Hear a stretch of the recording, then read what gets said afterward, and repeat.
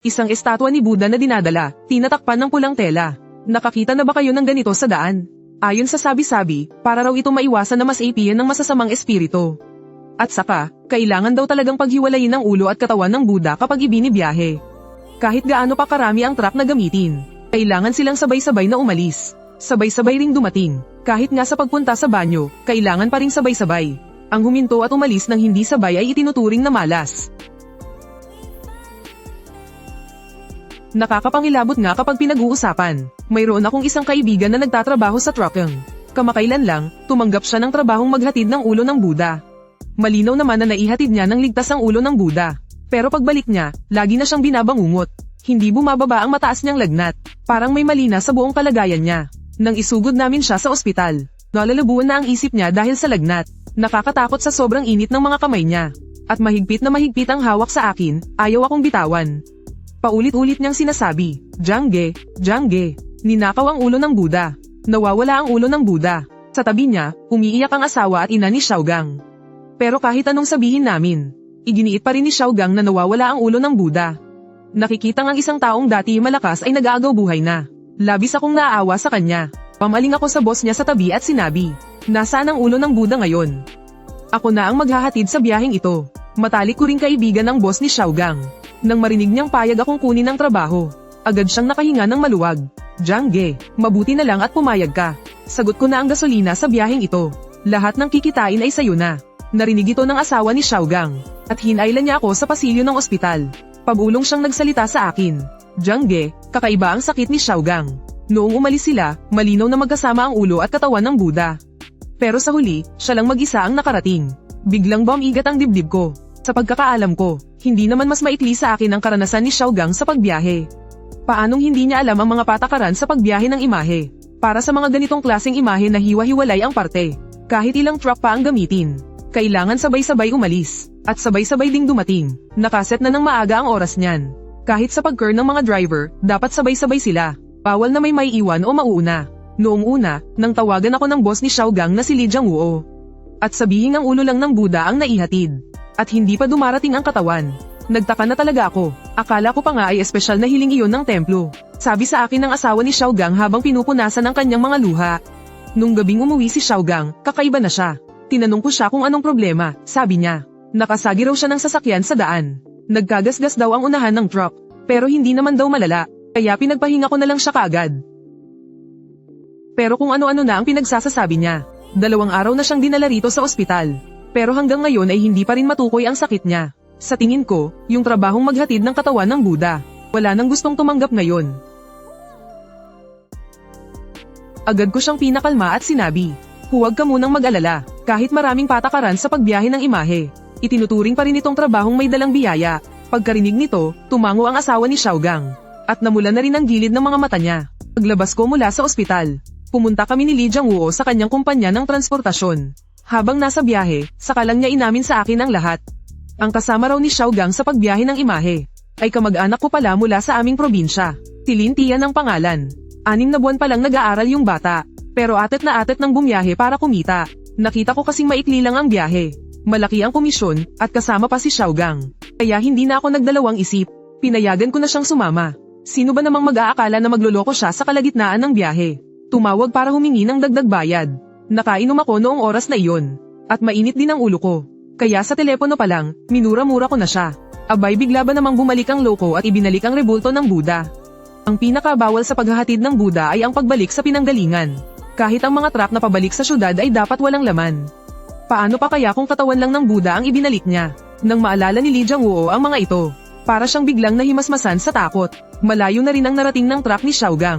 Tumingin lang siya sa rearview mirror saka napansin na hindi na nakasunod ang sasakyan sa likod niya. Nang malaman niyang si Lin Tian ang may kagagawan, huli na ang lahat para pabalaykan pa siya. Kaya naglakas loob na lang siyang ihatid muna ang ulo ng Buddha sa destinasyon nito. Hindi rin malaman kung may iba pang nangyari sa daan. Si Xiaogang, na laging pinakamaingat magmaneho, ay nagasgasan pa ang truck. Pagdating sa kumpanya ni Li Jiangwoo, pagpasok pa lang sa gate ay may nakita na siyang ilang. Lin Tian, tumigil ka na nga. Hindi mo talaga kaya to. Hintayin na lang natin si Kuya Lee bago tayo mag-usap. Pero naging matigas pa ang ulo ni Lin Tian. Hindi ba't magde-deliver lang naman? Anong hindi ko kakayanin doon? Nang makita ni Li Jiangwoo ang ugali niya, Biglang kumulo ang dugo niya. Sumugod siya at sumigaw. Lin Tian, masyado na ba kitang pinagbibigyan? Di ba sinabi ko sayong lumayas ka na't umuwi? Sinong nagsabi sayong pumunta ka rito? Bakit naman hindi ako pwedeng pumunta? Hindi ko naman nawala ang truck. Ibabiyahe ko na lang ulit, di ba? Ayos na yun. Tsaka, si mama ang nagsabi sa aking bumalik ako. Tatawagan kanya mamaya. Naging seryoso ang mukha ni Lee Jang-woo nang marinig ito. May ilang matatandang empleyado sa kumpanya na nakakakilala pa sa akin. Dali-dali nila akong ikinuha ng upuan. Ikinumpas ko ang aking kamay at sinabing, dalhin niyo muna ako sa truck. Natigilan si Old Leo, at agad ding natauhan. Kuya Jang, ikaw ba mismo ang bibiyahe? Napakabuti naman. Nag-aalala pa naman kami na walang gustong tumanggap nito. Dinala ako ni Lao Leo sa likod bahay ng kumpanya. Sumunod naman si Lee Jang-woo. Habang sina Lin Tian at ang mga veteranong trabahador ay sumusunod sa likuran. Narinig ko pa si Lin Tian na bumubulong. Sino ba yan? Bakit siya ang pwedeng pumunta? Bakit ako hindi? Si Chin Jiang yan. Hindi mo ba alam? Mahigit 10 taon na siyang nasa industriyang ito. Dati, espesyalista siya sa pagdadala ng sasakyan para kontrahin ang kamalasan. Wala pang anumang kababalaghan ang nangyari sa kanya. Sa tingin ko, nagkukunwari lang yan. Anong kababalaghan naman ang pwedeng mangyari? Nandito lang yan para sa pera. Lumingon si Lee Jang-woo at pinandilitan si Lin Tian. Manahimik ka nga. Pagdating sa likod bahay, ang bumungad sa aming paningin ay ang truck na maghahatid sa katawan ng Buddha. Ang estatwa ng Buddha ay nahahati sa 2 bahagi, itaas at ibaba. Pareho itong mahigpit na binalot sa pulang tela at inilagay sa truck. Ang labas ng truck ay mayroon ding mga nakasabit na pulang palamuti. Halatang halata na nilinis ang truck. Pagkatapos, sinabi sa akin ni Lee Jang-woo, Kuya Jang, tingnan mo kung may kulang pa. Kung may kulang, kukunin ko kaagad. Susundin natin ang napag-usapan natin noon. Sagot ko na ang gasolina. Ang huling bayad ay sa iyo ng lahat. Nang marinig ito ni Lin Tian, agad siyang sumabog sa galit. Sumugod siya para subukang agawin ang sasakyan. Bakit? Akin ang truck na to. Bakit sa kanya mapupunta ang lahat? Umalis ka sa harapan ko. Akin ang truck na to. Kailan pa to naging sayo? Mukhang magsisimula na silang mag-away. Inilahad ko ang aking kamay at pinigilan si Lin Tian. At tinanong siya, paalis ka na kanina, di ba? Bakit bigla-bigla kang hihingi ng dagdag na bayad? Hindi ako kontento sa komisyon. Bakit hindi mo sinabi bago pa tayo umalis? Hindi ko rin alam noon. Magkakamag-anak pa naman tayo. Ipinagbilin pa nga ako ng nanay ko sa kanya. Tapos ang komisyon na binigay niya sa iba, ilang beses na mas malaki sa akin. Gusto niya lang akong magtrabaho ng walang bayad. Hindi ba't pang-aapi na ito? Namula sa galit ang buong mukha ni Lee Jang-woo. At galit na sumigaw. Kalokohan, 6 na buwan ka pa lang dito. Hindi pa ba sapat ang pabor na binibigay ko sa'yo? Kapag nagmamaneho ka, solo mo ang sasakyan. Sino ang nagsabi sa'yo na mas mababa ang komisyon mo kaysa sa iba? Nasa service area kami noon. May nagsabi sa akin. May narinig akong isang tao sa banyo na nagsabi na ako raw ang may pinakamababang komisyon. Sabi niya, para lang daw akong alipin na nagtatrabaho. Kung siya raw iyon, matagal na siyang umalis. Pagkasabi niya niyan, natigilan ang lahat ng naruroon. Pautal-yutal na nagsalita si Lao Leo. Nasisiraan ka na ba ng ulo? Ang mga tao sa service area na iyon ay galing sa kung saan-saan. Paano nila malalaman ang tungkol sa komisyon ng kumpanya natin? Kahit na taga-ibang kumpanya pa sila, hindi mo nga sigurado kung sino ang nagsabi niyan. Nakita mo ba ang mukha niya? Hindi ko nakita. Nasa kabilang cubicle ko lang siya habang nasa banyo ako. Pero napakalinaw ng pagkakasabi niya sa akin. Nang marinig iyon ni Lao Leo, bigla siyang namutla. Hindi na siya nang ahas na magtanong pa. Nang marinig ito ni Lee Jang-woo, nag-aalangan siyang tumingin sa akin. At nagbaka sakaling nagtanong, Kuya Jang, gusto mo bang kontaken ko ulit ang templo? Para malaman kung pwede nating iurong ng 2 araw. Umiling ako. Uuwi muna ako sandali para maligo. Aalis tayo ngayong gabi. Hinihintay na ni Xiaogang sa ospital ang ulo ng Buddha. Lalo pang nag-alangan si Lee Jang-woo nang marinig iyon. Hindi ba't puro gabi ang magiging biyahe natin? Tiningnan ko ang imahe ni Buddha sa sasakyan na nababalot ng pulang tela. Sa paglalakbay sa gabi, sapat na ang 2 dilaw na lampara. Isa pa, buhay ang nakataya dito. Poprotektahan ako ni Buddha. Sa huli, pinahanda ko si Lee Jang-woo ng isang bigkis ng insenso. Isang malaking mangkok ng 7 kulay na bigas. Hindi ito madalas gamitin. Pero dati, tuwing maghahatid ako ng imahe ni Buddha, palagi itong pinapadala sa akin ng asawa ko. Inayos ni Lee Jang-woo na samahan ako ni Lao Leo. Kahit natatakot si Lao Leo, hindi siya tumanggi na samahan akong ihatid ang imahe ni Buddha. Sinulyapan ko ang walang kamalay-malay na si Lin Tian. Nagpa siya akong isama siya. Tutal, siya naman ang nag-uwi ng imahen. Eksaktong 7:00 ng gabi. Sabay kaming 3 umalis. May 2 madilim na dilaw na lampara na nakasabit sa ilalim ng mga side mirror sa magkabilang gilid ng truck. Mula sa malayo, para silang 2 alitap-tap na kumikinang. Si Lao Leo ang naatasang magmaneho sa unang kalahati ng gabi. Nagpapahinga ako sa likod. Si Lin Tian ay nakaupo sa passenger seat. Siguro akala niya tulog na ako. Kaya hininaan ni Lin Tian ang kanyang boses at sinabing, Talaga bang ibinigay ng kuya mo ang buong bayad sa kanya? Eh di nasayang lang ang biyahe nating dalawa. Walang magawang sinabi ni Laulio. Hindi naman tayo tatakbuhan ng boss sa kakarampot na perang iyan. Magpasalamat ka na lang at tinanggap ni Kuya Jang ang trabahong ito. Kung hindi natin alam kung paano tayo makakalusot dito. Hindi ba't ilang beses lang naman siyang sumuong sa masamang espiritu? Anong hibat doon? Ang pagsuong sa masamang espiritu, hindi ba't para lang yan sa mga truck na dadaan sa bagong ruta? Sinong may kaunting karanasan ang hindi kayang gawin yan? Nagtanong-tanong na ako, naloko siya kaya nawala pati ang kumpanya niya. Tumingin si Laulio sa side mirror at malamig siyang tinitigan. Kung ganoon, alam mo ba, kung paano namatay ang taong nanloko sa kanya? Paano namatay? Sa unang beses niyang sumuong mag-isa sa kamalasan, namatay siya sa daan. Tumagilid ang sasakyan kasama siya sa isang bangin. Sabi nila, noong natagpuan siya, ang buong katawan niya ay... Hindi tinapos ni Laulio ang kanyang sinasabi. Namutla na ang mukha ni Lin Tian sa takot. Nagsimulang manginig ang kanyang katawan nang hindi niya mapigilan. Ang rutang iyon ay si Kuya Jang ang huling sumuong para maging ligtas itong daanan. Kaya ikaw, bata ka. Inililigtas niya ang buhay mo. At inililigtas din niya ang buhay ni Xiaogang. Biglang bumalat ang nakabibinging katahimikan sa loob ng sasakyan. Nakabuka ang bibig ni Lin Tian pero walang lumalabas na kahit isang salita. Sa huli, dahil sa inis ay tumingin na lang siya sa labas ng bintana. Naghalukip-kip siya at nagmukmok. Kuya Jang, huwag mo na lang siyang dibdibin. Ganyan lang talaga yang batang yan, masyadong na-spoil ng pamilya niya. Kung ano-ano na lang ang sinasabi. Ayos lang, mga bata pa naman. Mainit lang ang dugo niyan, kapag marami na siyang maranasan, matututo rin siya. Sinabi ko na lang na ayos lang. Pero sa isip ko, naalala ko ang yumaong si Guching. Ang kaibigan kong halos kasama kong lumaki. Ang kapatid ko na sabay kaming nagbinata. Siya rin ang business partner na nagpahamak sa akin kalaunan. Noong unang beses na si Guching mismo ang sumuong sa delikadong daan. Doon din siya namatay. Ang daan na iyon, sa huli, ako rin ang sumuong para maging ligtas itong daanan. Mula noon, hindi ko na siya muling napanaginipan. Pero hindi ko alam kung bakit. Ngayong gabi, bigla akong nakaramdam ng kakaiba sa likuran ko. Para bang may isang taong sumusunod sa akin. Agad akong lumingon. Nakita ko sa labas ng harang ng kalsada. Ang isang lalaki na tabingi ang kalahati ng mukha. Diretso at matalim siyang nakatitig sa akin. Qin Jiang, hindi kita patatahimikin. Itinaas ni Guching ang isang binti niya. Balak na tumawid sa harang ng kalsada. Pero pinigilan siya ng isang hindi nakikitang puwersa. Kahit anong gawin niya, hindi niya magawang tawirin ang harang. Hindi ka makatawid, di ba? Di ba? Wala sa sarili kong kinapa ang aking baywang. Bigla akong nakaramdam ng nakakakilabot na lamig. Bigla akong nagising, habang hinahabol ko ang aking hininga. Puno ng pawis ang noo ko. Pero ang kamay ko ay mahigpit pa ring nakahawak sa latigong pantaboy ng kaluluwa sa aking baywang. Ang latigong ito ay bigay noong kabataan ko. Ng isang baliw-baliwang matandang ermitanyo. Noong 12 taong gulang ako, iniligtas ko siya mula sa isang kanal.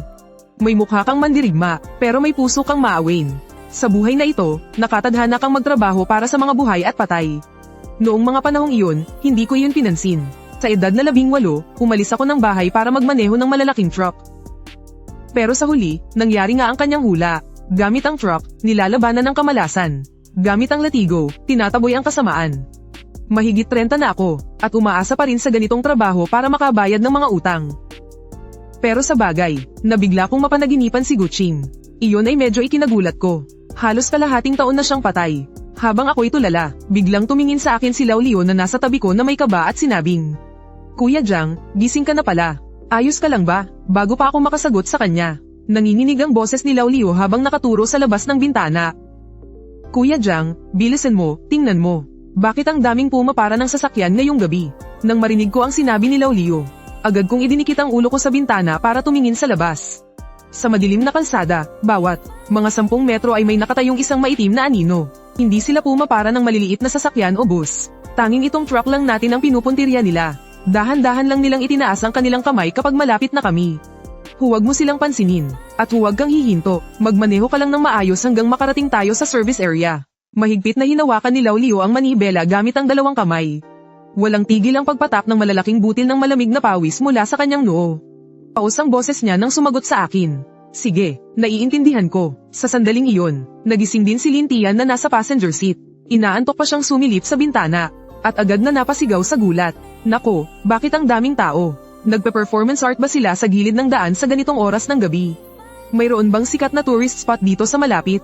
Hindi namin siya pinansin ni Laulio. Pero habang patuloy na nakatingin si Lin Tian, bigla na lang siyang natulala, at kusa nang gumalaw ang kamay niya papunta sa door handle ng kotse.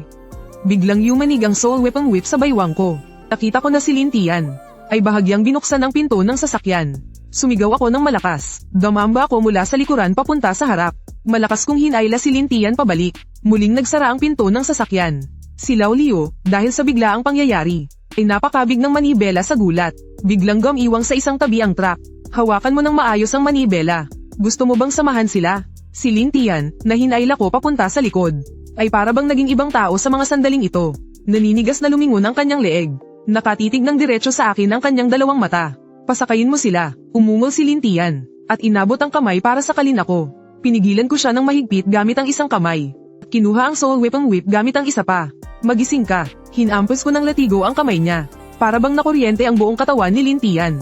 Bigla niyang binawi ang kanyang kamay. Mukhang bumalik na siya sa katinoan. Hawak-hawak ang kanyang namumula at namamagang kamay. Nanginginig sa takot ang buong katawan. Pagkatapos, bumalik ako sa upuan sa tabi ng driver. Napansin ko na ang bintana ng sasakyan, hindi ko alam kung kailan ay nabalutan ng isang kulay abong bagay. Halos hindi ko na nga makita ang daan. Pahigpit kong hinawakan ang soul whip. Kumatok ako ng 2 beses sa salamin ng bintana. Buwisit, lumayas kayo, ang nakapagtataka. Pagkatapos kong katukin ng 2 beses. Sa wakas, nawala rin ang kulay abong hamog sa labas. Mabilis na dumaan ang sasakyan sa isa na namang anino. Nakita ko sa rearview mirror. Naninigas na lumingon ang figura. Matamang nakatitig sa direksyon ng papalayo naming sasakyan. Nagpunas ng pawis si Kuya Jang. Noon ko lang napansin na basang-basa na pala ang likod ko. Binuksan ko ang radyo para maghanap ng mapapakinggan. Sakto, may isang tagapagsalaysay na nagkukwento tungkol sa Journey to the West. Medyo kakaiba ang boses ng host. Para bang may pumipiga sa lalamunan niya. Manipis at matinis ang tono. Ayon sa kwento, si Sun Wukong ay naipit sa ilalim ng Five Finger Mountain sa loob ng 500 taon. Sa araw na iyon, Kuya Jang, bakit ang pangit pakinggan ng boses sa radyo? Anong pangit doon? Huwag kang ma-distract, makinig ka na lang sa kwento, pampalakas pa yan ng loob. Noong sandaling iyon, biglang napasigaw ng malakas si Leo. Biglang umalag ang sasakyan, para kaming may nasagasaan. Namutla sa takot si Leo. Tumigaw siya sa akin. Kuya Jang, parang may nabangga akong tao. Pagkatapos sumigaw ni Leo, akma siyang tatapak sa preno. Hihinto ka sa gitna ng daan. Nababaliw ka na ba? Kung gusto mong mamatay, huwag mo kaming idamay. Kasunod noon, may narinig kaming nakakabinging busina at bigla ang pagpreno mula sa likuran. Isang SUV. Halos mesagi na kami habang mabilis itong dumaan sa aming gilid. Inilabas ng driver ang kanyang ulo at nagmura. Marunong ka bang magmaneho? Gusto mo na bang mamatay? Nakatitig lang ako ng mariin sa rearview mirror. Walang katao-tao sa kalsada sa likuran namin. Wala kahit anino ng tao. Kanina pa ako nakatingin sa unahan. Walang kahit ano sa gitna ng kalsada. Pero ramdam na ramdam kong hindi pa siya tapos magsalita. Hindi pa niya natatapos ang kanyang sinasabi. Muling yumanig ang sasakyan. Kuya Jang, may isa na naman. Isang ilusyon lang ang pagiging kalmado. Huwag kang tumingin at huwag mo ring isipin. Hawakan mong mabuti ang manibela. Malapit na tayo sa service area. Nagpapanik na tumango-tango si Leo. Si Lintian naman sa likod ay takot na parang isang pugo. Nakasiksik sa isang sulok, at tuloy-tuloy pa rin ang anunsyo sa radyo ng sasakyan. Ang matinis na boses ay lalo pang naging nakakakilabot. Pag-usapan natin ang banal na monghe mula sa silangan, ang muling pagkakatawang tao ni Jin Chanzi. Taglay ang kabutihan mula sa 10 buhay. Sa kanyang paglalakbay pakanluran, hindi may iwasang paglawayin siya ng mga demonyo at masasamang espiritu. Sunod-sunod na namang yumanig ng ilang beses ang sasakyan. Sa sandaling iyon, sa wakas ay may natano na kaming mga ilaw sa unahan. Hindi nakalayuan ang karatula ng service area. Pagliko ng sasakyan sa ramp papasok ng service area, biglang naglaho ang mga aninong humaharang sa daan. Maliwanag ang mga ilaw sa parking lot ng service area. Dahilan para gamaan ng kaunti ang aming pakiramdam. Pero pakiramdam ko, masyadong tahimik ang lugar na ito. Bumaba kaming 3 sa sasakyan. Bumili na kayo ng makakain. Mag-car na rin kayo para kumalma. Dito lang ako, babantayan ko ang sasakyan. Sige po, Kuya Jang. Ano po ang gusto ninyong kainin? Dadalhan na lang po namin kayo. Huwag nyo na akong alalahanin, hindi ako gutom. Nang makaalis na silang dalawa na magkaalalay, inikutan ko ang malaking truck. Walang anumang gasgas o yupi ang katawan ng truck, pero sa protective barrier sa likuran nito, puno ito ng siksik ang maitim na mga marka. Kumuha ako ng puting tuwalya mula sa loob ng sasakyan, at pinaghirapang panasan isa-isa ang mga marka hanggang sa luminous. Pare, nagde-deliver kayo ng swerte sa kalagitnaan ng gabi, ah. Ang hirap niyan. Oo, sa gabi kami nagde-deliver. Para sakto, sa umaga ang dating. Nang lumingon ako, nakita ko ang 2 o 3 truck driver na nakasuot ng asul na uniforme. Hindi talaga madali ang ganito. Nagluluto kami ng noodles doon. Halika rito at kumain ka ng mainit para may laman ang tiyan mo. Tumingin ako sa direksyon na tinuturo niya. Sa tabi ng malaki nilang truck, At tama nga, may nakasalang na maliit na electric pot.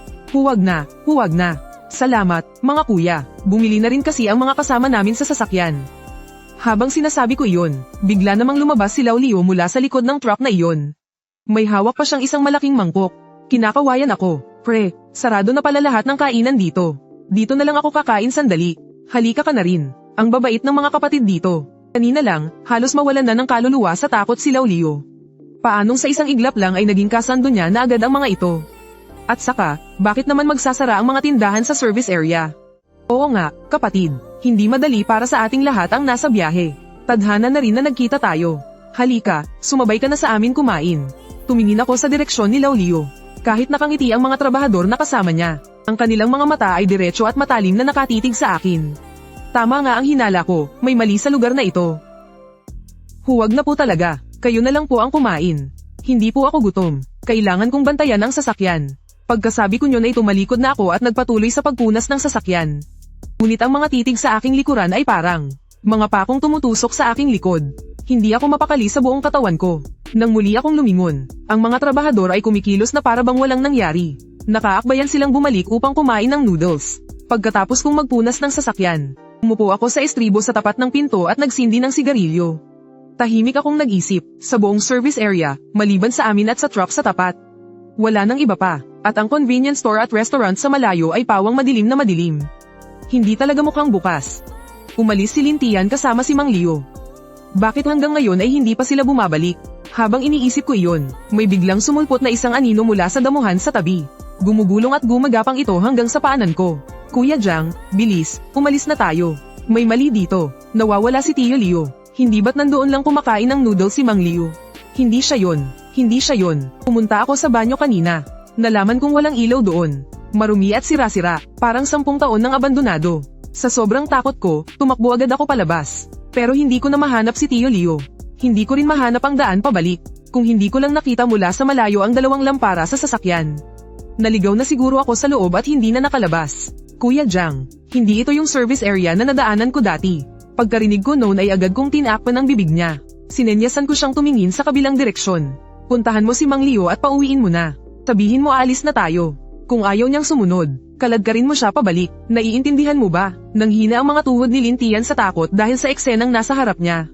Muntik na siyang mapaluhod sa lupa. Kuya Jang, hindi ko po kaya. Talagang natatakot po ako. Hindi ka pupunta. Gusto mo bang maiwan dito para samahan siya? Pumunta ka na. Pilit kong itinulak si Lintian ng ilang hakbang. Nagtiimbagang siya, at naglakas loob na tumakbo papunta roon. Kasabay ng pagtakbo ni Lintian, inilabas ko ang latigong pangkaluluwa mula sa aking baywang. Dahan-dahan akong tumayo. Ang mga ilaw sa buong paradahan ay nagsimulang kumislap ng walang tigil. Hanggang sa tuluyan na itong namatay. Biglang nagdilim ang buong paligid.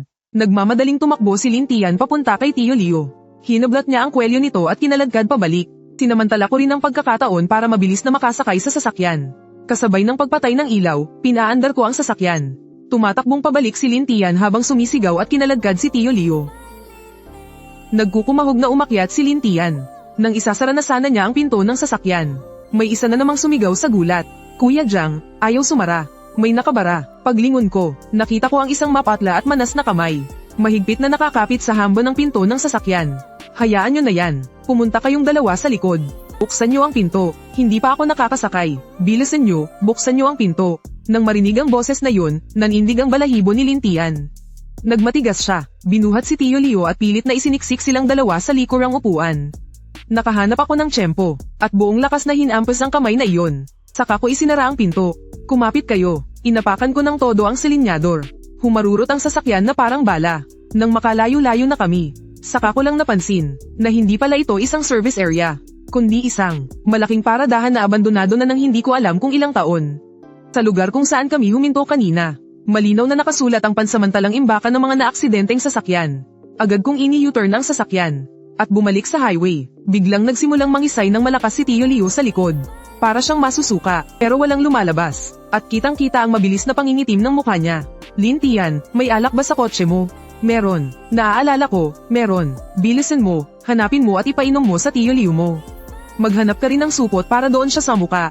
Dal-iyan mo. Kung hindi niya yan may susuka, mapapahamak siya. May mangyayari ng masama. Sige, hahanapin ko na. Naghalungkat si Lintian sa ilalim ng upuan sa likod. Sa wakas, nakakapa siya ng 2 bote ng alak. Tio Leo, inumin mo, bilisan mo, inumin mo. Matapos piliting painumin ng mahigit kalahating bote ng alak, sa mukha si matandang Leo. Pero ang isinuka niya ay hindi talaga noodles, kundi malagkit at maitim na likido. May kasama pang putik, buhangin, at mga bulok na ugat ng damo. Isang masangsang na amoy ang biglang kumalat sa buong sasakyan. Binuksan namin ng todo ang mga bintana ng sasakyan. At dahan-daang nawala ang mabahong amoy. Nagmaneho pa ako ng mahigit 1 oras. Sa kabutihang palad, wala nang kakaibang nangyari sa daan. Noong mga panahong tumatanggap kayo ng ganitong trabaho, naranasan nyo na ba ang mga ganitong bagay? Hindi, kailan may hindi pa ako gumawa ng ganitong paghahatid ng Buddha. Yung katawan lang ng Buddha ang ihahatid. Tila natigilan si Ling Tian sa akin. Yumuko siya at nanahimik ng matagal. At doon lang siya tila nag-ipon ng lakas ng loob. At muling nagtanong ng pabulong. Kuya Jiang, yung kumausap sa akin sa banyo sa service area. Sinadya niya ba yun? Ano sa tingin mo? Hindi ko lang talaga matanggap. Sabi ng nanay ko, lumabas ako at si Kuya Lee na raw ang bahala sa akin. Pero sa huli, sa susunod, gamitin mo muna ang utak mo bago ka kumilos. Sa trabahong ito bilang truck driver, wala kang maraming pagkakataon para maging padalos-dalos at pagsisihan ito. Isang pagkakamali, baka buhay mo pa ang kapalit. Sunod-sunod na tumango si Ling Tian. Para siyang lobong nawalan ng hangin. Nangingimi siyang samandal sa kanyang upuan. At hindi na muling nagsalita. Habang tinitingnan ko siyang ganoon, napabuntong hininga na lang din ako sa isip ko. Kahit napadalos-dalos ang batang to, hindi naman masama ang kalooban niya. Ngayon, may tuturing na itong isang aral na hinding-hindi niya malilimutan. Bigla, may lumitaw sa gitna ng daan sa unahan. Mga kumikislap na pula at asul na ilaw ng pulis. Kuya Jiang, tingnan mo. May pulis trapiko sa unahan. Mukhang may aksidente. Binagalan ko ang takbo ng sasakyan. Nakita ko ang 2 kotseng UP na nakaharang sa gitna ng daan. Ilang mga pulis na nakasuot ng dilaw na reflectorized vest. Ang nagmamando ng trapiko, isa sa mga pulis trapiko ang nakakita sa malaking truck namin. At agad sumenyas na tumabi kami at huminto. Magandang araw, kailangang linisin ang daan sa unahan. Hindi muna pwedeng daanan pansamantala. Salamat po sa serbisyo, sir. Mga gaano po katagal bago kami makadaan? Mga 10 minuto lang siguro. Mabilis lang. Noong sandaling iyon, may isa pang pulis trapiko na lumapit galing sa likuran. Pinasadahan niya ng tingin ang truck namin. At sa huli, tumuon ang tingin niya sa pulang telang nakatakip sa aming kargamento. Anong karga ninyo dyan? Mga rebulto po, dadalhin sa templo dyan sa unahan. Heto po ang mga papeles para sa transportasyon.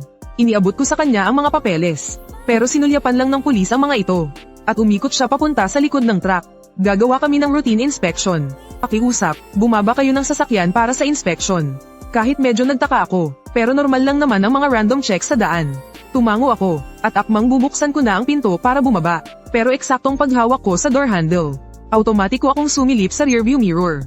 At sa isang sulyap na yun, halos manigas ang dugo sa buong katawan ko. Agad kong pinindot ang central lock. Nakalock na ang lahat ng pinto. At nang sumilip akong muli sa bintana, mas lalo kong naramdaman na may hindi tama. Anong ginagawa mo dyan? Sabi nang bumaba ka para sa inspection. Narinig mo ba ako? Hindi ko siya pinansin. Diretso kong kinuha ang susi ng kotse. Naghanda akong pilit na sumugod. Nang makita niya ang kilos ko, para siyang butiki, nagamit ang kamay at paa, umakyat siya sa bintana ng kotse ko. Sumisigaw habang sinusubukang pumasok sa siwang ng bintana na hindi ko naisara ng maigi. Diyos ko, ano to? Dahil sa sigaw niya, si Lao Leo na medyo kumakalma na, ay muling halos mamatay sa takot. Lintik, bumaba ka riyan. Hinampas ko ng latigo ng malakas ang mukha ng bagay na iyon. Nahulog siya mula sa bintana na parang basahan. Agad kong pinaandar ang kotse. At bigla kong kinabig ang manibela. At sumugod sa pagitan ng 2 sirang sasakyan. Sumilip ako sa rearview mirror. Wala na yung mga pulis trapiko. Pero hindi pa ako nakakahinga ng maluwag. Nang biglang bumigat ang sasakyan. Para bang biglang may sumakay na ilang toneladang bagay. Nako, nasa sasakyan na sila. Kuya Jiang, may mga bagay sa likod ng sasakyan. Tumingin ako sa rearview mirror. Nakita ko ang pulang tela na dating nakatakip sa rebulto ng Buddha. Ngayon ay biglang tinatanggal ng isang hindi nakikitang puwersa. At sa sandaling pagkahulog ng pulang tela, malinaw kong nakita ang isang luma at sirang truck sa di kalayuan. Na dikit na sumusunod sa amin. Sa truck na iyon, nakakarga ang isang ulo ng Buddha na walang takip na pulang tela. Sa pagtransport ng rebulto ng Buddha, kailangang takpan ng pulang tela ang ulo nito. At dapat itong nakaharap sa unahan ng sasakyan. Pero ang ulo ng Buddha sa sasakyan sa likod ay hindi lang walang pulang tela. Nakaharap pa ito sa likuran. P. Tangina, sinusubukan niyo pala akong lokohin, ha? Pinapakan ko ng todo ang silinyador. Umatungal ng galit ang makina. Pero lalo lang bumabagal ang takbo ng sasakyan. Parang may hindi mabilang na mga kamay na humihila sa akin mula sa lahat ng direksyon. Kuya Jiang, anong gagawin natin? Hindi umuusad ang sasakyan. Parang may naririnig akong ingay sa bubong. May kumakaluskos. Parang mga kukong kumakaskes sa yero. Mang Leo, halika rito. Tulungan mo akong hawakan ang manibela. Lintian, ilabas mo ang 7 kulay na bigas at ang insenso. Bilisan mo. Sige, papunta na ako. Inutusan ko si Mang Leo na hawak ang mabuti ang manibela. At ako naman ay nagbaba ng bintana. Hinagupit ko ng malakas ang bubong at magkabilang gilid ng sasakyan. Kasabay ng paglagitik ng latigo. Biglang gumaan ang sasakyan. Kaagad na bumilis ang takbo. Pero hindi pa rin tuluyang nawala yung pakiramdam na parang may humihila. Kuya Jang, masama ito. Itong insenso, ayaw Sam hindi. Akin na, ako na. Inagaw ni Mang Leo kay Lintian ng insenso at ang lighter. May binubulong-bulong siya sa kanyang bibig. At nakapagtataka nga naman, nang binigkas niya iyon, biglang Sam hindi ang lighter, at madali ring nasindihan ang insenso. Tio Leo, bilis. Pero sa mismong sandaling inilagay ni Mang Leo ang 3 nasindihang insenso. Sa loob ng mangkok ng bigas, bigla na lang sabay-sabay na nabali sa gitna ang 3 insenso. Paanong nabali ito? Nako, Kuya Jang, tinanggihan ng alay na insenso. Nabali ang insenso. Sa trabaho nating paghahatid ng Buddha, napakalaking kamalasan yan. Namutla si Mang Leo sa sobrang kaba. Bakit ka natataranta? Ako na. Sinabihan ko si Mang Leo na patuloy na hawak ang mabuti ang manibela. Ako na mismo ang kumuha ng mangkok ng insenso. At inilagay ko ito sa dashboard sa harap ng driver's seat. Hindi ko minadaling sindihan ang insenso. Sa halip, kumuha ako ng isang dilaw na anteng-anteng mula sa aking bulsa. Matapos itong sindihan, pinaikot ko ito ng 3 beses sa 3 insenso. Sa sandaling sindihan ko ang 3 insensong iyon. Ang usok sa harap ko ay biglang nagtipon at bumuo ng isang anino ng tao. Direkta niyang hinaypan ng malakas ang aking insenso. Sino mang gumalaw sa akin, mamamatay. Kinuha ang 3 stick ng insenso. At buong lakas na itinusok sa nilalang na iyon. Pagkatapos, ang 3 insenso ay parang naka-fast forward. Agad na naging abo. Nahulog ang abo mula sa himpapawid. Kuya Jang, anong ginagawa mo? Wala ito. May isang bagay na gustong pumutok sa ating ilaw. Bunutin. Bigyan mo pa ako ng 3 piraso. Sa pagkakataong ito, matagumpay kong naisaksak ang insenso sa 7 kulay na bigas. Ang 3 insenso ay nanatiling matatag na nakatayo. Ngunit, nakakagulat sa bilis ang pagkasunog ng mga ito. Kayong dalawa, magbantay kayong mabuti. Kapag naubos ang insenso, palitan agad ng bago. Hindi ito pwedeng maputol kahit isang saglit. Sige, lalong tumitindi ang amoy ng insenso sa loob ng sasakyan. Sa wakas, naging stable na rin ang takbo ng sasakyan. Pero nakita ko sa rearview mirror. Nasa bawat set ng insenso na nauubos namin. Ang ulo ng Buddha sa truck ng multo sa likuran. Ay dahan-daang lumilingon ng kaunti sa aming direksyon. Tila tinititigan nito ang katawan ng Buddha sa aming sasakyan. Ang paraang ito gamit ang 7 kulay na bigas at insenso ay ipinamana ng aking guro. Sabi niya, kung sakaling makaranas kami ng kakaibang sitwasyon, maaari itong gamitin para humiling ng ligtas na paglalakbay. Pero napakaiba ng sitwasyon ngayon. Dala lang namin ang katawan ng Buddha. Hindi namin kasama ang ulo. Kaya sa simula pa lang, hindi na ito buo. Sa mga sandaling iyon, nagbago rin ang tanawin sa labas ng bintana. Naging kulay abo at malabo ang buong paligid. Muling bumagal ang takbo ng sasakyan. Halos gumagapang na lang sa daan. Kuya Jang, malapit na namang maubos ang insenso. Pero hindi na umuusad ang sasakyan.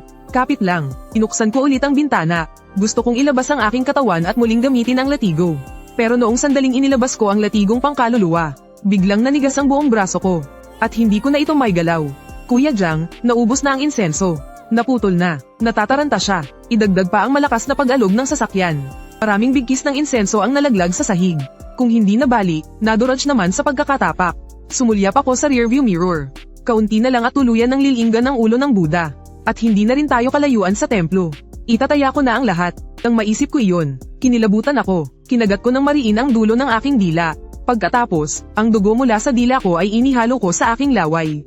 At buong lakas na ibinuga sa aking braso. Agad kong naigagalaw ulit ang braso ko. Mula sa mga kamay ni Leo. Inagaw ko ang mangkok na halos paubos na ang laman na 7 kulay na bigas at abo ng insenso. At isinaboy ito palabas ng bintana. Kapit kayong mabuti. Ang 7 kulay na bigas na may halong abo ng insenso ay biglang lumikha ng isang maliit na aipo-aipo sa labas ng bintana ng sasakyan. Pagkatapos noon, biglang gama ng sasakyan. Sinamantala ko ang pagkakataon. Inapakan ko ng todo ang silinyador. Umagibis pasulong ang sasakyan na parang nababaliw.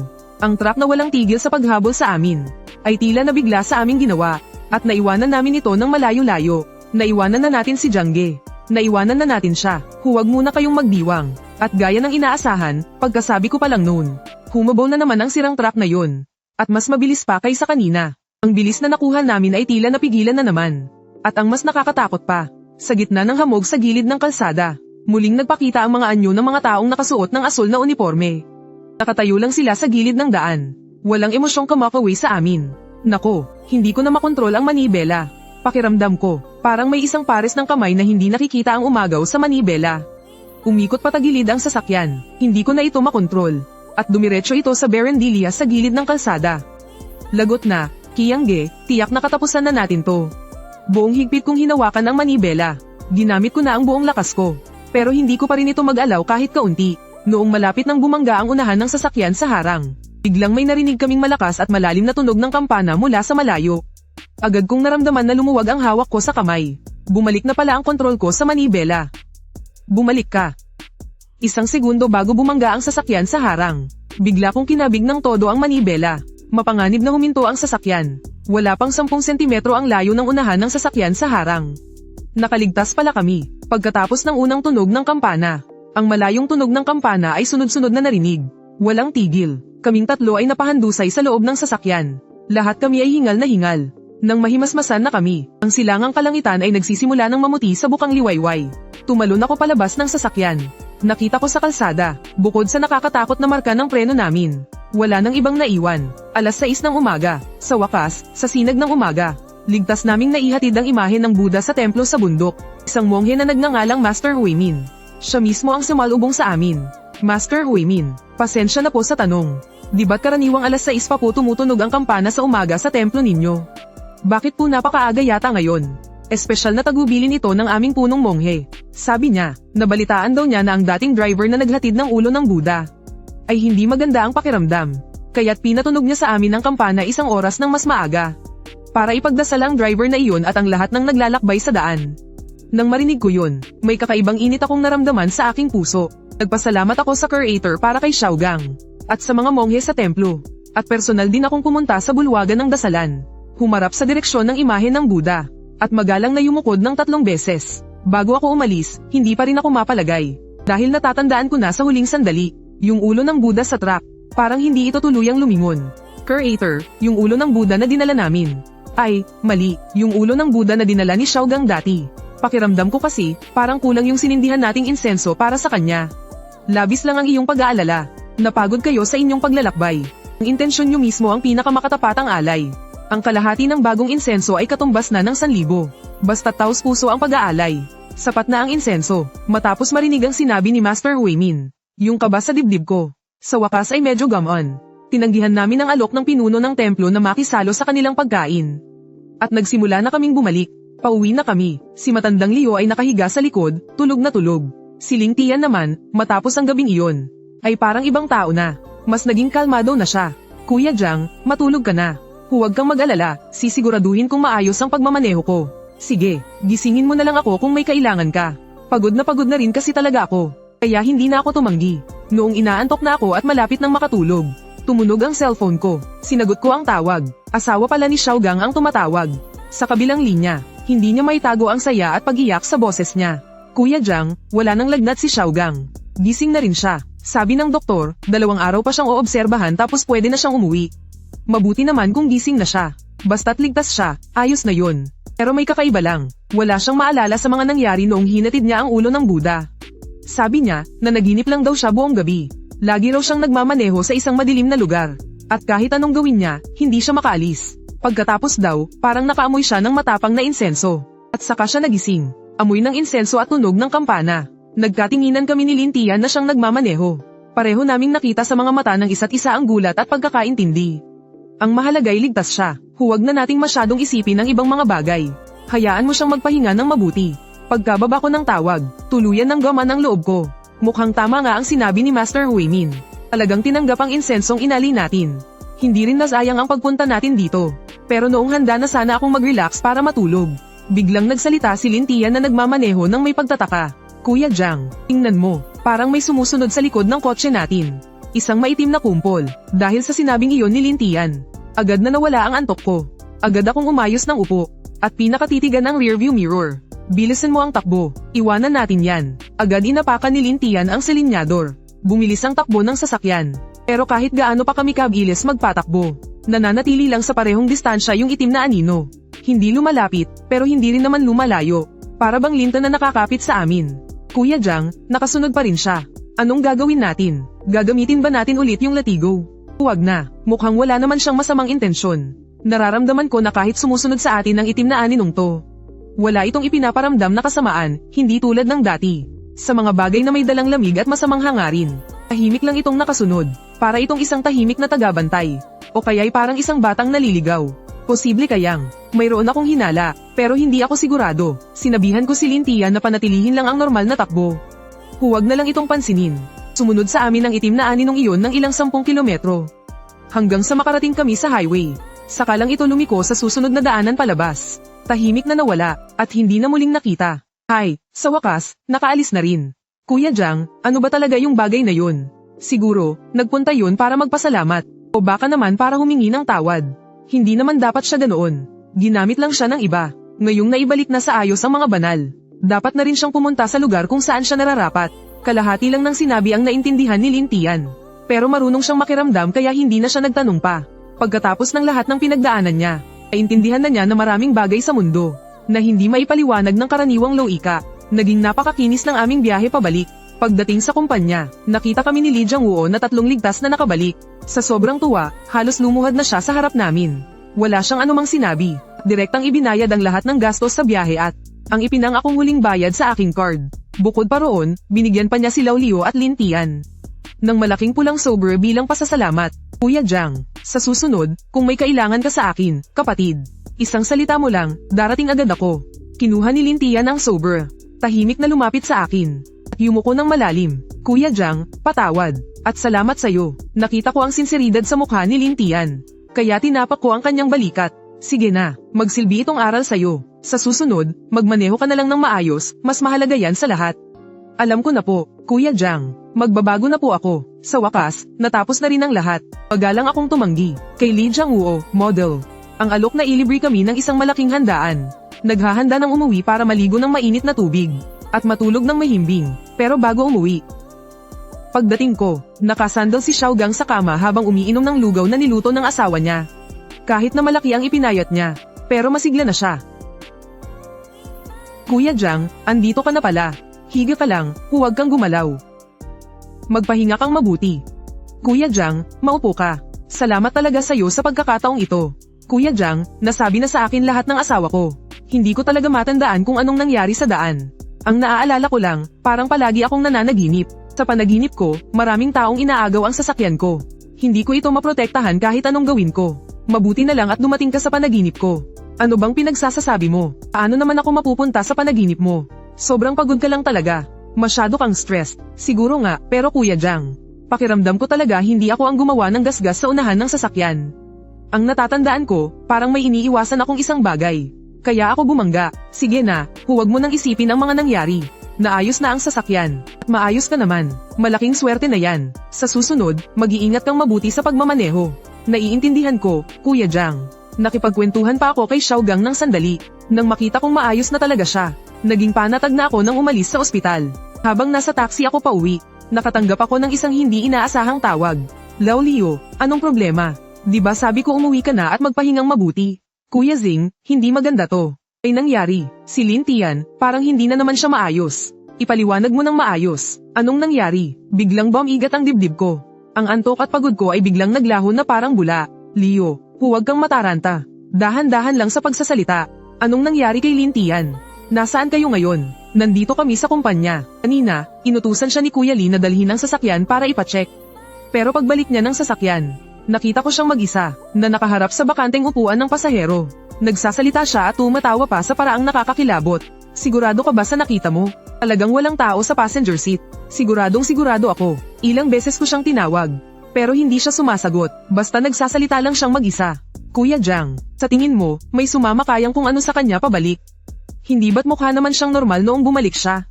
Normal si Lintian nang bumalik siya. Masasabi pa ngang para siyang dumaan sa isang malaking pagbabago. Ang panganib na naranasan niya noong gabing iyon ay sapat na para layuan niya ang mga ganitong bagay. Maliban na lang kung ang sumunod sa kanya ay hindi isa sa mga nilalang na iyon sa daan. Bigla kong naalala, iyong kumulong kay Lintian sa banyo. Iyong misteryosong boses na nagpabalik sa kanya. Posible kayang siya iyon. Leo, makinig ka. Huwag kang gagawa ng kahit ano ngayon. At huwag mo siyang istorbohin. Magpanggap kang walang nakita. Humanap ka ng dahilan para makaalis sa kumpanya. Lumayo ka sa kanya. Papunta na ako dyan. Sige, Kuya Jang. Bilisan mo, ha? Ibinaba ko ang tawag. Agad kong sinabihan ng driver na bumalik. At magmadaling pumunta sa kumpanya ni Lee Jang-woo. Mukhang sa simula pa lang ay hindi na ang Buddha statue ang kanilang pakay. Kundi kaming mga naghahatid nito. Ano ba talaga ang layunin niya? Bakit sa dinami-rami, sa biyahe pa namin ito nangyari? At saka, ang pagkamatay ni Guching, aksidente lang ba talaga iyon? Sa sandaling iyon, sa gilid ng aking mga mata, tila may nasulyapan ako sa may guardrail ng highway, na isang pamilyar na anino na nakatayo. Agad akong lumingon para tingnan. Pero wala namang tao roon. Hinigpitan ko ang hawak sa latigo sa aking baywang, habang nakatingin sa daan sa unahan. Ang aking tingin ay naging napakatibay.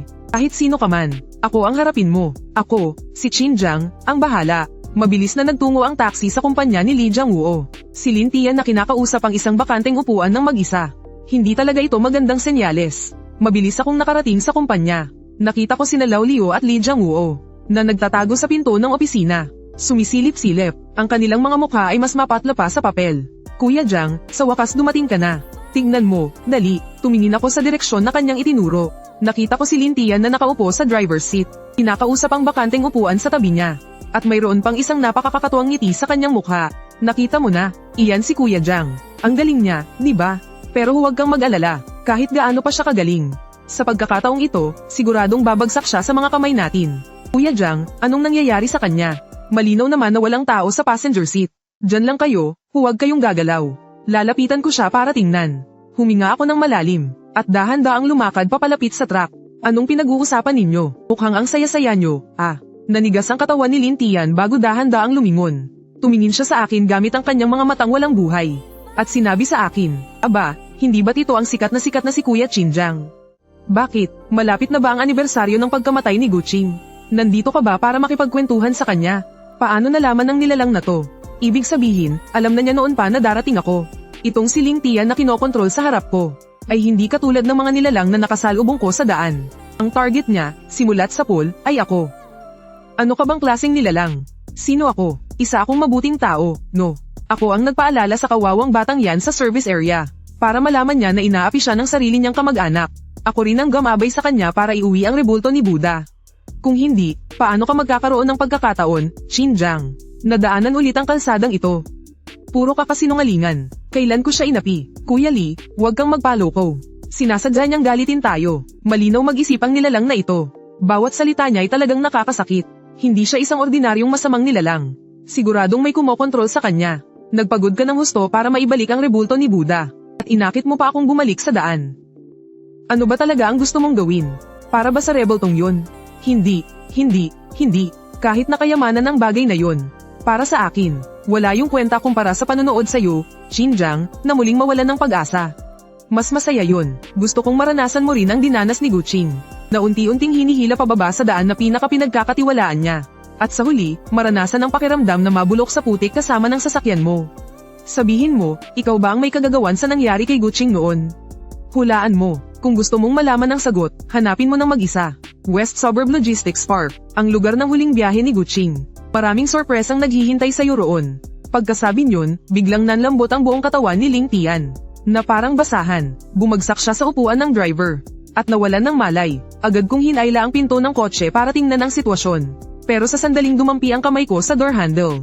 Isang malakas na puwersa ang lumabas mula sa loob ng sasakyan. At malakas akong itinulak palayo. Naglakas loob ka pa talagang isahan ako bago umalis. Kapag nahuli kita, makikita mo ang hinahanap mo. Nagmamadali kaming tinulungan ni Leo at Lee Jang-woo. Nabuhatin si Lin Tian na walang malay papasok sa opisina. Sinuri ko siya, nawalan lang siya ng malay dahil sa sobrang pagod. Hindi naman malubha. Kuya Jang, ano ba talaga ang nangyayari? Umalis na ba yung nilalang na yun? Babalikan pa ba niya si Lin Tian? Sa ngayon, umalis na. Ako ang target niya sa pagkakataong ito. Ginamit lang si Lin Tian. Kuya Jang, yung West Suburb Logistics Exhibition, pupunta ba talaga tayo? Para kasing patibong. Malinaw na gusto ka lang painin nung bagay na yun doon. Kahit na patibong, kailangan kong pumunta. Kapatid ko si Guching. Kahit na sa huli ay. Pero hindi siya pwedeng basta nalang mamatay ng walang kailanawan. Kailangan ko itong ipaghiganti. Nang marinig ni Lee Jang-woo na pupunta ako, hindi rin siya mapakali. Sasama ako sa'yo. Sa tutuusin, sa akin nagsimula ang lahat ng ito. Hindi ko hahayaang mag-isa kang sumuong sa panganib. Saka isa pa, mas maganda kung may dagdag na mga mata. Isama niyo ako. Isama niyo rin ako. Kuya Jang, kung hindi dahil sa'yo noon, hindi ko man lang makakalap ang pera para sa operasyon ng asawa ko. Utang ko sa'yo ang buhay na to. Ngayon na kailangan ako, si Leo. Hinding-hindi ako aatras. Sa sandaling iyon, si Lintian na nakahiga sa sofa ay dahan-daang nagising. Hinihilot niya ang masakit niyang noo, habang nakatingin sa akin ng may pagtataka. Anong nangyari sa akin? Di ba't nagmamaneho ako? Kuya Jang, bakit kayong lahat ganyan makatingin sa akin? Sandali naming ikinwento sa kanya kung ano ang mga nangyari. Pagkarinig ni Lintian, agad siyang namutla. Nanginginig ang buong katawan niya sa takot. Pinahamak ko si Kuya Gang. Ngayon gusto ka na naman niyang ipahamak. Kuya Jang, patawarin mo ako. Wala nang magagawa yang mga sinasabi mo ngayon. Magpahinga ka munang mabuti. Huwag ka nang makialam sa bagay na ito. Hindi pwede. Kuya Jang, sasama rin ako. Ginamit niya ako. Ang paghihiganting ito, kailangan ako mismo ang gumawa. Kahit na mamatay pa ako roon, tatanggapin ko. Nang makita ko ang itsura ni Lintian na handang isugal ang lahat, tumango ako, dahil may mga balakid na kailangan niyang lagpasan ng mag-isa. Minamaneho ni Lee Jang-woo ang kanyang sasakyan. Sakay kaming tatlo, dumiretso kami sa West Suburb Logistics Park. Ang lugar na iyon ay nasa gilid ng lungsod. Dati, ito ang pinakamalaking sentro ng distribusyon ng kargamento sa lungsod. Kalaunan, dahil sa plano para sa bagong distrito ng lungsod, unti-unti na itong napabayan. Kuya Jang, sa tingin mo, sa lugar na ito, sa liwanag ng araw, wala namang mangyayari, di ba? Haharapin natin kung ano man ang dumating. Huwag mong takutin ang sarili mo. Nagtanong-tanong na ako, kahit luma na itong logistics park, may iilang kumpanya pa rin na tumatakbo rito. Hindi ito isang lugar na ganap na inabandona. Ang Feed the Freight na kasosyo ni Guching noon, ay nandoon pa rin, pero matagal ng iba ang may-ari. Kung gayon, puntahan natin ang Feed the Freight. Hindi nagtagal, nakapasok na ang sasakyan sa logistics park. Madali naming nahanap ang signboard ng Feed the Freight. Isang lalaking nasa katanghalian ng edad ang sumalubong sa amin. Siya ang kasalukuyang may-ari. Hinahanap ninyo ang file ni Guching. Nako, matagal na panahon na yun. HMP, patay na ang tao, bayad na ang utang. Bakit ninyo siya hinahanap? Hindi ba't inimbestigahan na iyan ng pulisya noon? Pagod sa pagmamaneho. Aksidenteng walang ibang sangkot. Boss, pagbigyan nyo na sana kami. Hindi kami naparito para manggulo. Pamilya lang niya kami. Pinapunta tayo rito para tingnan ang huli niyang pinagtrabahuhan. Para kunin ang ilang gamit na naiwan niya. Para na rin maging alaala. Ay, sige. Tingnan nyo naman ang nangyari. Ang nakalipas ay nakalipas na. Nasa itaas lahat ng mga file. Puno na ng alikabok ang bodega. Kayo na lang ang maghanap. Pagod na ako. Heto ang susi. Ibalik nyo na lang to kapag nahanap nyo na ang kailangan nyo. Kinuha ko ang susi, at isinama ko silang tatlo paakyat sa ikalawang palapag. Ilang taon na kayang hindi to nalilinisan. Ang bodega ay puno ng mga bakal na file ang cabinet na hanggang baywang ang taas. Naghiwa-hiwalay kami para maghanap. Halika kayo rito, mukhang nandito sa loob. Agad na lumapit at pumalibot silang tatlo.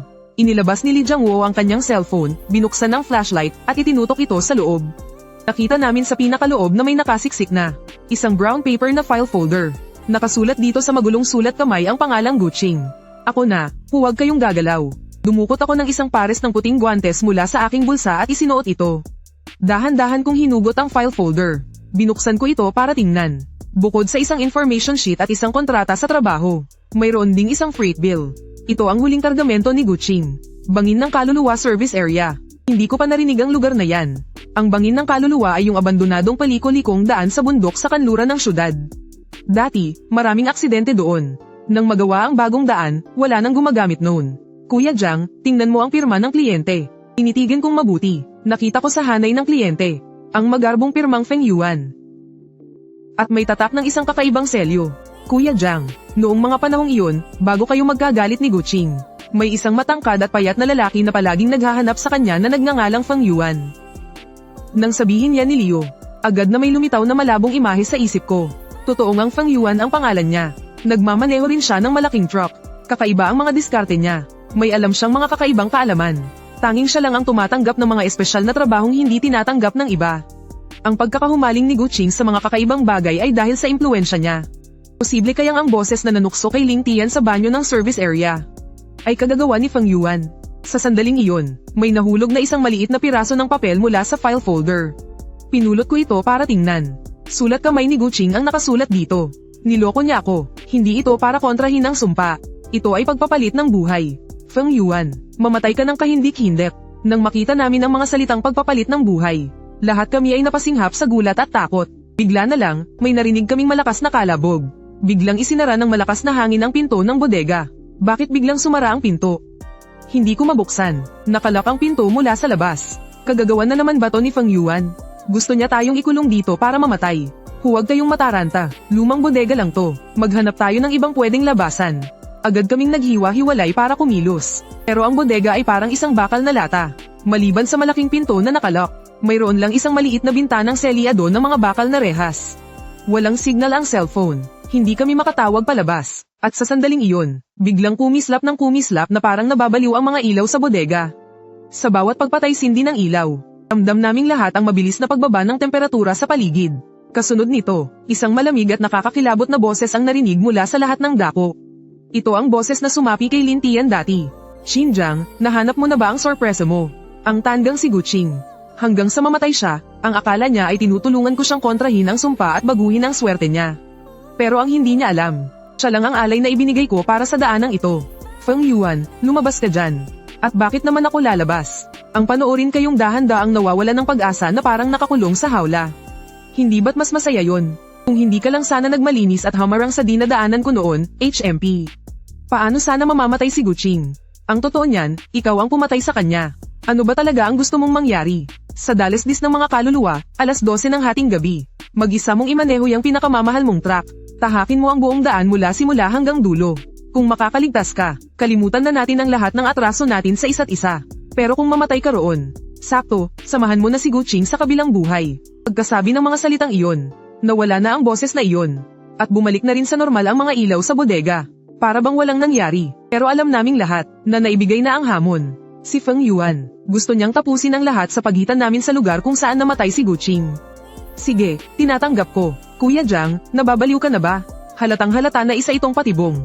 Yang si Feng, siguradong naghanda na yon ng perpektong bitag sa daanang yon. Hinihintay ka na lang niyang mahulog sa sarili mong kapahamakan. Hindi tayo pwedeng magpadalos-dalos. Nakakulong tayo rito. Mag-isip muna tayo ng paraan para makalabas. Tumawag na tayo ng pulis. Dahil naglakas loob siyang magbigay ng hamon. Hindi niya tayo hahayaang mamatay na lang dito. Maghintay lang kayo, babukas din ang pinto. At gaya nga ng inaasahan. Kasasabi ko pa lang noon. Narinig na namin mula sa labas ang nagmumurang boses ng may-ari. Sinundan ito ng tunog ng susi na binubuksan ang kandado. Hoy kayo, aabutin ba talaga kayo ng isang buong araw para lang maghanap ng isang bagay? Magsasara na ako. Nahanap niyo ba o hindi? Nagkatinginan kami, pero walang sino man ang nagsalita. Tahimik lang kaming lumabas. Habang kami ay pabalik, sina Li Jiangwo at Lao Liu ay salit-salitang kinukumbinsi ako. Naisuko ko na ang nakakabaliw na ideyang iyon. Hindi minamadali ang paghihiganti. Pwede naman nating itawag sa pulis para hulihin siya. Ang ginagawa niya ay isang pamahiin na, at may kasama pang planadong pagpatay. Paano natin itatawag sa pulis? Sasabihin ba natin sa kanila na may isang boses na ikinulong tayo sa bodega? Na pinapapunta ako sa burol ng lagim? O sasabihin nating hindi aksidente ang pagkamatay ng kapatid ko? Kundi isang masamang ritual na tinatawag na pagpapalit buhay. Dahil sa mga sinabi ko, natahimik silang lahat. Ang mga bagay na ito ay hindi na kayang ipaliwanag ng ordinaryong pag-iisip. Pero masyadong delikado kung pupunta kang mag-isa. Kuya Jiang, sasama ako sa'yo. Nagulat kaming lahat at napatingin sa kanya. Nagsimula ang lahat ng ito dahil sa akin. Ginamit ako ni Feng Yuan. Hindi ko hahayaang harapin mo ito ng mag-isa. At saka, ayoko nang maging yung puro sigaw lang ang alam. Yung duwag na pabigat lang sa lahat. Sige, kung ganun, sabay nating harapin itong si Feng Yuan. Tingnan natin kung gaano talaga siya kalakas. Dahil nagpasya na tayong lumaban. Hindi tayo pwedeng sumabak sa laban ng hindi handa. Tuso yang si Feng Yuan at maraming pakana. Kailangan kong maging handang-handa. Pagbalik sa kumpanya, ang unang ginawa ko ay i-check ang malaki kong truck. Kuya Lee, tulungan mo ako. Ang sasakyan, mula sa loob hanggang sa labas. I-check mo ng maigi para sa akin. Lalo na ang preno, mga gulong, at ang makina. Walang dapat na maluwag kahit isang tornilyo.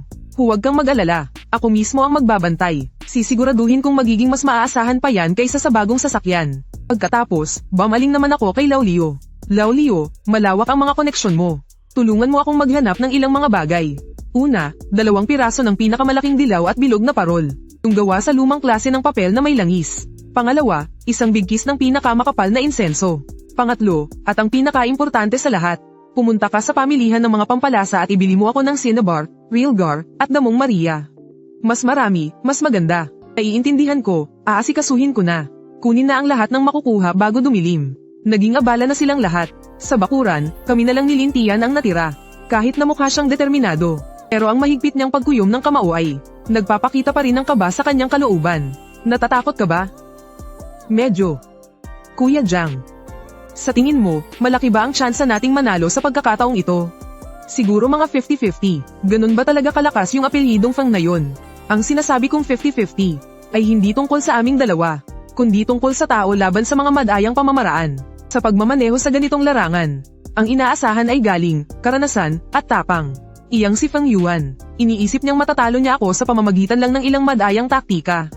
Hindi ganon kadali yun. Ang pinaniniwalaan natin ay ang manibela, ang gas at preno sa ilalim ng ating mga paa.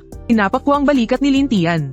Kinuha ko mula sa kotse ang maitim na latigong pangkaluluwa. At iniabot sa kanya. Kuya Jiang, para sa akin po ba ito? Hawakan mo. Ngayong gabi, ikaw ang nasa passenger seat. Tandaan mo, kahit anong makita mo o marinig, huwag kang mataranta. Kung may maramdaman kang kakaiba, gamitin mo itong latigo, at ihampas mo ng malakas sa lugar kung saan mo nararamdaman ang kakaiba. Hindi nito kinikilala ang mga multo o Diyos. Ang kinikilala lang nito ay ang lakas ng loob mo. Isa itong gamit para palakasin ang loob mo. Kinuha ni Lintian ang latigong pangkaluluwa. Ang mabigat nitong bigat ay agad na nagbigay sa kanya ng kapanatagan. Mabilis na lumipas ang oras at dumating ang gabi. Hinatid kami ni Li Jiangwoo sa paanan ng bundok. At hindi na nagpatuloy pa. Lihim na akong tumawag sa pulis. Sabi niya, baka may mga gumagawa ng mapanganib na karera ng sasakyan dito. Malapit na sigurong magpatrol ang mga pulis. Kailangan ninyong tiyakin ang inyong kaligtasan. Alam namin ang ginagawa namin. Sige na, bumalik ka na. Kuya Jiang, narito na ang mga pinakuha mo. Mag-iingat kang mabuti, ha? Umango ako, at sumakay kami ni Lintian sa kotse. Kasabay ng ugong ng makina. Opisyal na naming tinahak itong maalamat na Duanyun Slope. Pagpasok pa lang ng sasakyan sa palikolikong daan sa bundok, parang biglang lumamig ng todo ang hangin sa paligid. Kuya Jiang, sobrang sir naman ang daan na to. Mag-focus ka, ilabas mo ang mga inihanda natin. Pinakuha ko kay Lintian ang 2 dambuhalang parol na kulay dilaw at hugis bola. At ipinasabit sa kaliwat kanang side mirror. Walang sindi ang mga parol. Tanging sa pamamagitan lang ng refleksyon mula sa ilaw ng sasakyan. Umakalat ang isang manilaw-nilaw na sinag. Pagkatapos, dumakat ako ng pulbos na pinaghalong cinnabar at realgar. At bigla ko itong isinaboy palabas ng bintana. Matapos gawin ang lahat ng iyon, binuksan ko ang radyo ng sasakyan. Itinono ko ito sa isang channel na puro static lang ang maririnig. Pagkatapos ay inilagay ko ang volume sa pinakamalakas. Mahilig si Fang Yuan na maglagay ng kababalaghan sa mga tunog. Kaya naman, gagamit ako ng purong-purong ingay, para tabunan ng lahat ng tunog niya. Gusto niyang daanin sa patago, kaya dadaanin ko sa harap-harapan. Nagpatuloy sa pag-akyat ang sasakyan. Sakto pagliko namin sa isang matarik na kurbada. Biglang napasigaw si Lintian habang nakaturo sa unahan. Kuya Jiang, tingnan mo. May tao sa daan sa unahan. Sa gitna ng daan sa aming unahan, may nakatayong babae na nakaputi. Nakatalikod siya sa amin. Ang mahaba niyang buhok ay umaabot hanggang sa kanyang mga bukong-bukong. Tahimik lang siyang nakatayo roon. Hindi gumagalaw. Napakakaiba tingnan sa gitna ng liblib na bundok na ito. Kuya Jiang, tao ba yan o multo? Hihinto ba tayo? Wala akong pakialam kung tao man yan o multo. Ang sino mang maglakas loob na hamarang sa dinadaanan ko, ay dapat handang masagasaan. Buong lakas kong binusinahan. Ang truck ay parang isang galit na dambuhalang halimaw na bakal. At sumugod ito patungo sa aninong iyon. Ramagasa ang sasakyan sa lugar kung saan siya nawala. Wala kaming kahit anong nabangga. Talagang nawala. Guni-guni lang pala talaga. Simula pa lang yan. Ang tanging alam lang gawin ni Fang Yuan ay ang manlinlang at manakot na parang multo. Pagkasabi ko pa lang yun, biglang nagbago ang static mula sa radyo. Isang matinis at nakakapangilabot na iyak ng babae, na may kasamang sigaw ng isang lalaking puno ng takot, ang biglang umalingaw-ngaw mula sa speaker. Agad na tinakpan ni Lintian ang kanyang mga tainga. Bakas sa kanyang mukha ang sakit na nararamdaman. Ganyang klaseng panlilinlang, sa akin pa talaga ipapakita. Agad kong hinablat ang pinakamakapal na bigkis ng insenso sa aking tabi. Ginamit ko mismo ang magaspang nitong dulo, at buong diin na isinaksak sa speaker ng radyo. Sige, sumigaw ka. Hinahamon kitang sumigaw. Sige, isa pang sigaw. Nakapagtataka man, kasabay ng mga ginagawa ko. Ang nakakakilabot na pag-iyak at pagsigaw ay talagang unti-unting humina, hanggang sa tuluyan itong naging usok, at naglaho sa hangin. Sa sandaling iyon, isang dambuhalang anino ang biglang hamarang sa gitna ng kalsada, nang may sanagan ito ng ilaw ng sasakyan. Saka lang namin naaninag kung ano ito. Isa pala itong dambuhalang bato na gumuho mula sa gilid ng bundok. May gumuhong bato, Kuya Jiang. Sarado na ang daan. May mali rito. Matagal nang abandonado ang daan na ito. Kahit pa magkaroon ng pagguho ng bato, dapat ay puno na ito ng lumot. At may mga bakas ng pagkasira dahil sa panahon. Pero itong dambuhalang bato sa harapan namin, matutulis ang mga gilid. At bago ang pagkakabiyak, mukhang hindi ito natural na gamulong lang. Walang daan sa unahan. Walang daan para umatras. Kamusta ang pakiramdam, ha? Dito mismo ang lugar kung saan nahulog si Guqing mula sa bangin noon. HMPH, sadya kong pinili itong lugar na maganda ang feng shui para sa iyo. Nagustuhan mo ba? Lumingon ako sa likuran, at nakita kong ang daan na dinaanan namin ay binalot na pala ng makapal na itim na hamog. Wala na akong maaninag, tuluyan na kaming nakulong sa death curve na ito. Feng Yuan, matapos ang lahat ng ginawa mo, ito lang ba ang kaya mo? Ang harangan ng daan gamit ang isang bato. Akala mo ba kotse ang minamaneho ko? Tignan mo maigi, isa itong semi-trailer truck. Anong ibig mong sabihin? Ang tigas pa rin ng ulo mo kahit mamamatay ka na. Lin Tian, kumapit kang mabuti. Ipakita natin sa kanya kung ano ang isang tunay na driver ng malaking truck. Bigla kong kinabig ang manibela, at inapakan ang silinyador hanggang sa dulo. Umungol ng malakas ang truck. Hindi ito umatras. Sa halip, sumugod ito patungo sa mas mahinang guardrail sa gilid ng bundok at binangga ito ng buong lakas. Jiang, anong ginagawa mo? Mahuhulog tayo. Winasak ng unahan ng truck ang guardrail. Kalahati ng katawan nito ay nakalambitin na sa labas ng bangin. Halos lumipad ang kaluluwa ni Lin Tian sa takot. Sa sandaling tumagilid ang truck, muli kong kinabig ng malakas ang manibela. Kasabay nito, binitawan ko ang silinyador, at bahagyang inapakan ng preno. Tumagpas ang sasakyan sa dambuhalang bato. Nakita ko pa sa rearview mirror ang hindi makapaniwalang nababaluktot na mukha ni Feng Yuan na gawa sa itim na hamog. Ganyan lang pala ang kaya mo, tapos gusto mo pang makipagpalit ng buhay. Umuwi ka at magsanay pa ng 20 taon. Ang ganda pa naman ng pakiramdam ko. Ngunit biglang bumigat ang manibela. Nawalan ng kontrol ang sasakyan at sumugod ito patungo sa bangin. Pagtingin ko sa ibaba, isang napakaitim na kamay ang biglang lumabas mula sa ilalim ng manibela, at mahigpit na hinawakan ng ehe nito. Masyadong biglaan ang paglitaw ng itim na kamay. Kahit gamitin ko pa ang buong lakas ko, wala akong nagawa kundi panoorin na lang ang paglapit ng sasakyan sa gilid ng bangin. Kuya Jiang, bitawan mo. Sa bingit ng kamatayan, tila biglang natauhan si Lin Tian. Kinuha niya ang latigong pangkaluluwa na ibinigay ko sa kanya, at walang awang hinampes ang ilalim ng manibela. Lumayas ka dyan. Sa kanyang parang baliw na paghampas, bigla kong naramdaman na lumuwag ang manibela. Bumalik sa akin ang kontrol nito. Agad kong kinabig ng husto ang manibela. Isang segundo bago tuluyang mahulog ang sasakyan sa bangin. Pilit kong hinayla pabalik ang sasakyan sa kalsada. Pareho kaming napalumpasay ni Lin Tian sa aming mga upuan, habang naghahabol kami ng hininga. Magaling, bata, ang galing mo. Kuya Jiang, nagawa ko. Hindi ako naging pabigat. Qin Jiang, huwag kang magdiwang. Akala mo ba tapos na ang lahat? Sinasabi ko sa inyo, walang sino man sa inyo ang makakaalis ng buhay sa libis ng mga kaluluwang ligaw. Pagkasabi niya noon, nagsimulang maging marahas ang pag-ikot ng itim na hamog sa aming paligid. Ang buong palikulikong kalsada ay tila naging isang larangan ng digmaan ng daan-daang multo. Kapit ng mahigpit, dederetsuhin na natin paakyat sa tuktok. Tingnan natin kung mas malakas ba siya, o mas magaling ang pagmamaneho ko. Tinodo ko ang tapak sa silinyador. Umuungal ang truck habang sumusugod patungo sa tuktok ng bundok. Para sa huling pag-arangkada, imposible, hindi ito maaari. Paano ka hindi matatakot sa parada ng daan-daang demonyo ko? Feng Yuan, imulat mo yung mga mata mong parang aso at tingnan mong mabuti. Naglakbay na ako sa kung saan-saan, at ang tanging sandata ko ay ang aking katapatan. Kung malinis ang konsensya mo, wala kang dapat ikatakot. Isang duwag na tulad mo na nagtatago sa dilim, sa tingin mo ba'y karapat-dapat kang lumaban sa akin?